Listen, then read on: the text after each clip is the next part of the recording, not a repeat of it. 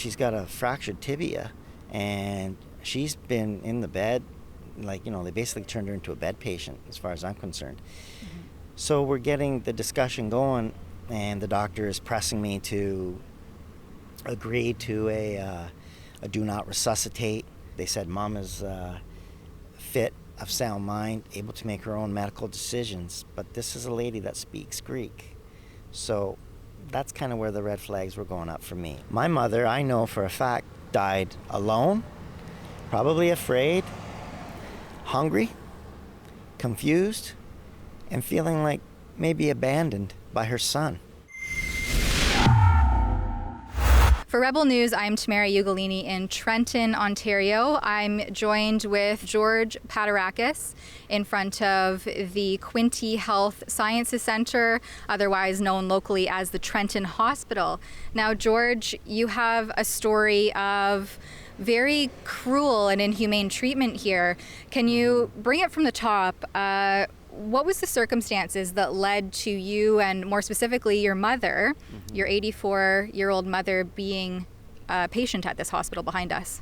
Well, what had happened was Mom had taken a fall at home, one of many that she's had over the years. She's been diagnosed with Parkinson's back in 2013, and it was progressively getting worse. So we were frequent flyers in the Quinte Health Care system, and each time that we were in the hospital, there was always like a push to get Mom in and out.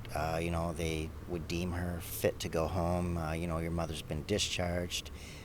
One instance was when she had a right hand injury. She's right hand dominant. I pushed the fact that she can't come home without home care and this and that. The home care that they were offering was like, at that time, maybe 2 hours a day.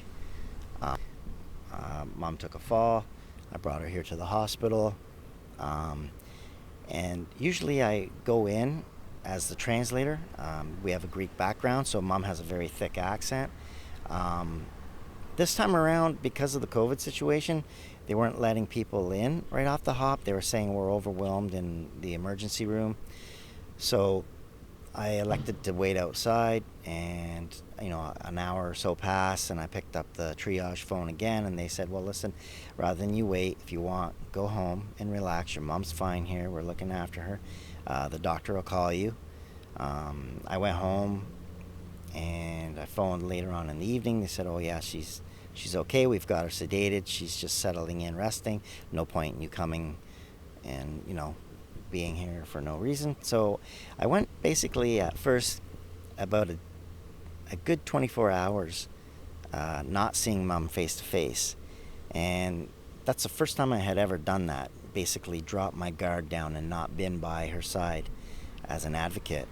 So and I just want to reiterate here that this is your mom came to the hospital with a fall. Yeah. And they sedated her?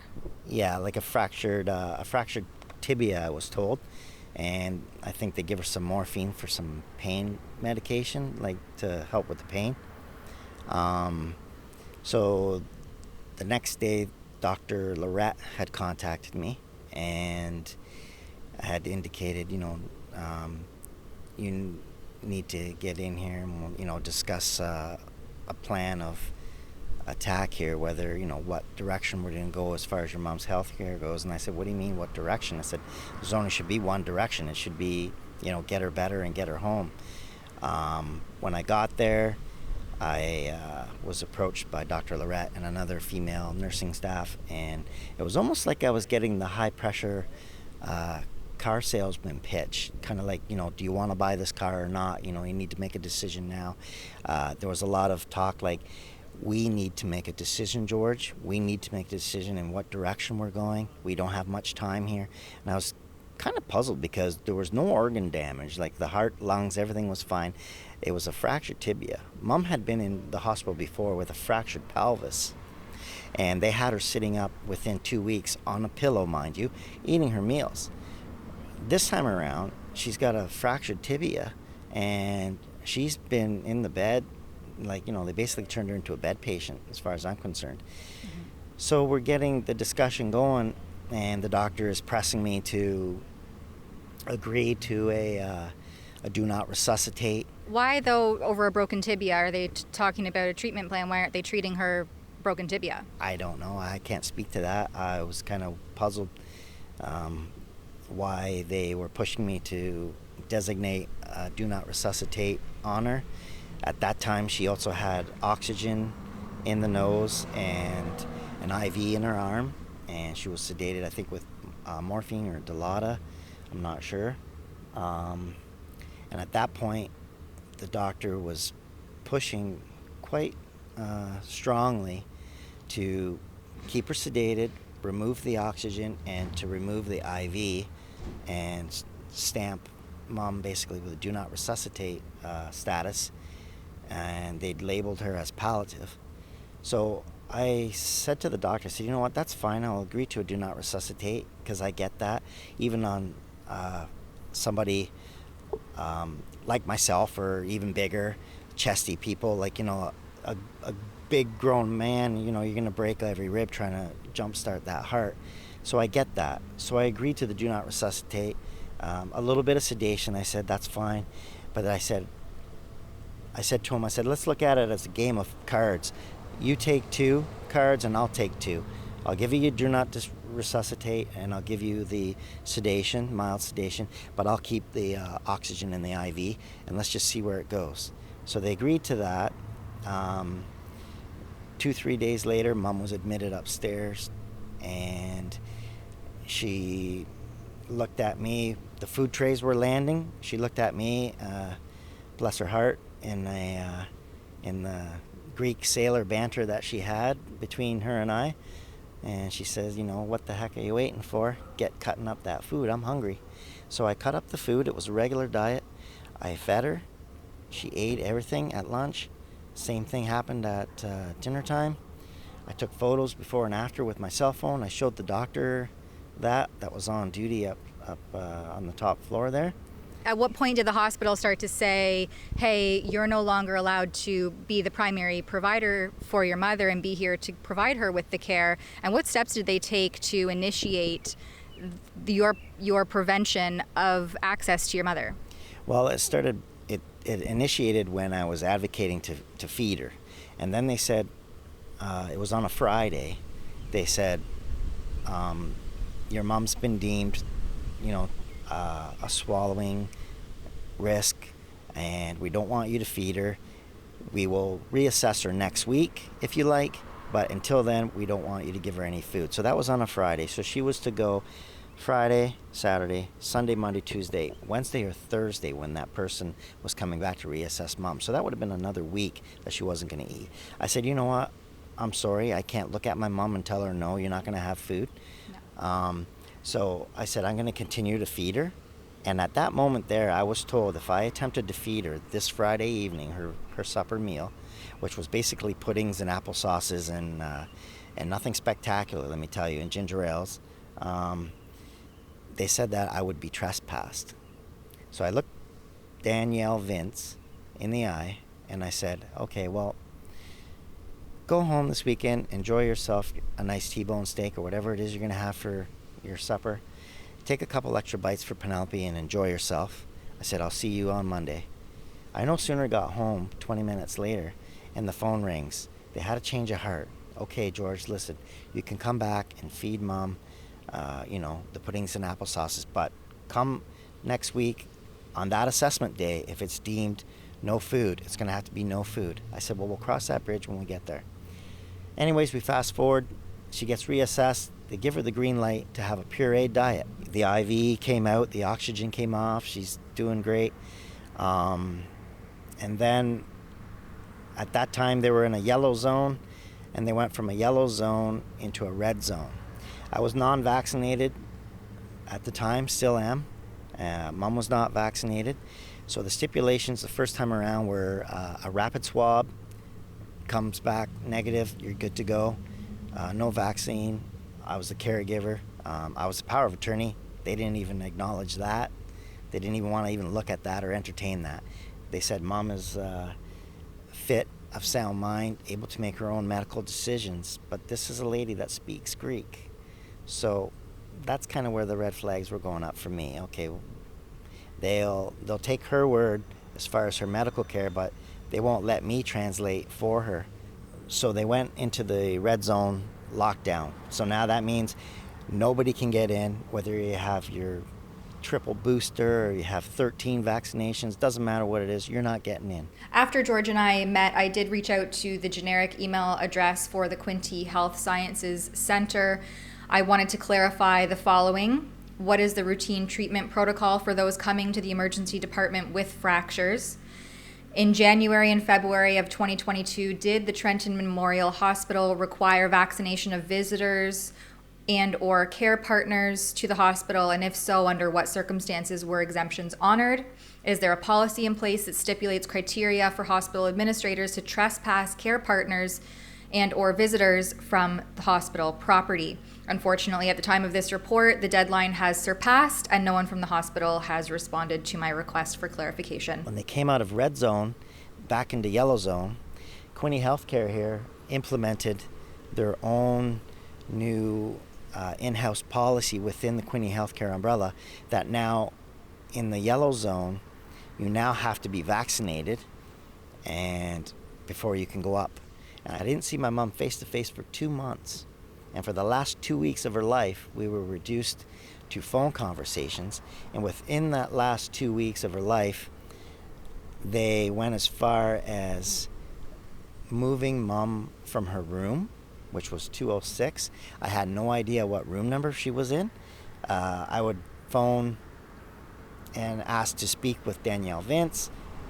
The nurses would say, yes, we'll pass the message along. Nobody got back to me. The last week of care resulted in a phone conversation that I was having with mom. She was a little distressed on the phone, crying. The nurses were like, do you want to talk on the phone? And mom was like, leave me alone. I'm dying. She was saying it in Greek. I could hear the nurses in the background, are you okay, Penelope? And then all of a sudden the phone went dead. So I don't know if the call got disconnected or if, someone hung it up by a mistake. I phoned back. No response. So nervous Nancy, I jump in the truck, put my boot and coat on, and I'm heading to the hospital now, and I'm dialing 911. Full aware that I know I can't get in because I'm not vaccinated. And at that point, the 911 operator says to me, okay, can I have a street number and an address for this wellness check? I said, well, it's at the hospital. Now, the 911 operator, the female, she said she doesn't know me from a hole in the ground. She's like, oh my God, what's going on at the Trenton Hospital? And I explained the situation, and she says, it sounds like they're holding your mom hostage. Let's get an officer up there and have a look. So they did. I stayed outside and talked to an officer. The one officer went inside. Fast forward, they come out. The one officer that went inside says, we got good news and bad news. Good news is, George, that we're going to be let up to see your mom so we can do a visual on her, make sure that she's okay. But the bad news is that you've now just been verbally trespassed. I said, okay, why am I being trespassed? Well, they didn't say. I'm being told that they were shown an email on a laptop that had indicated to them that their intention was to trespass me. For what reason, I don't know. So that was trespass on February 6th. So basically the last time I saw my mom was 6 weeks Prior. total, yeah. And the last time I spoke to her was 2 weeks before her death. Well, I got a phone call February 22nd around 4 o'clock. It went to voicemail. I can quote it, quote unquote. It went kind of along the lines like this. Hi, George, just Danielle here. Just wondering if you can give me a quick call at 613 at blah, blah, blah, extension, whatever. And okay, thank you, bye. Now, I checked that message at about 7 o'clock, 8 o'clock that night. I know Danielle Vince is a 9 to 5er, let's say. So I thought, okay, well, it doesn't sound urgent, so I'll call in the morning. So I went to bed, did my thing. I'm awakened at 5:30 in the morning approximately. Fists pounding on the door, on the windows. It sounded like the house was getting raided. I look outside the window, it's the police. I open up the door, I'm like, what's going on? I go, everything okay? They're like, and they had a real gloomy look on their faces. They said, George, can we come in? I said, what's going on? And they're like, I said, and then it clicked, Mom. So they were there to tell me that Mom had passed away at 3 a.m. in the morning. Now, if you do the math, from 4 till 3, that's 11 hours. Like I said, I was not kept in the loop about anything, feeding schedules, any information that she's getting worse. I was assured in a letter that I would be notified the minute she started to take a turn for the worse. This whole situation, you know, you've been trespassed from hospital property. You're Yeah. not allowed to see your mom. The phone conversations obviously aren't working well because she's agitated and she's in here probably confused. She can't Yeah. speak English. She's Yeah. not able to communicate her Absolutely. medical care. Yeah. Now she's passed away and you've had no adequate communication from the hospital, who claims to have been able to give you weekly updates. Oh, yeah, absolutely. What would your message be then, having all of this unfold and being prevented access? You're the only sole survivor of your mother's immediate family. What would your message be to these individuals giving these top-down orders that, in my opinion, are inhumane and cruel? Yeah, absolutely. If you think about it, not to compare my mother to a dog or an animal, but when you have a family pet, and it's not doing well, you take it to the veterinarian clinic, and you're there, you're allowed to comfort that animal and be by its side on its last breath. My mother, I know for a fact, died alone, probably afraid, hungry, confused, and feeling like maybe abandoned by her son. She was probably wondering, why isn't my son here? Why can't he be here? Where did he go? What's happened to him? I know for a fact that she died thinking all these thoughts, and at the hands of Quinte Health Care. There is a fun and interactive way for our viewers at home to help us with the increasing costs of running an independent, not government-funded media company, and that's simply by purchasing our swag. We feature new designs all of the time at rebelnewsstore.com. and your order always qualifies for free global shipping. But right now, you can buy 2 unisex t-shirts and get the third one free by using code SUMMER. Head on over to rebelnewsstore.com and check out our deals and our new designs there today.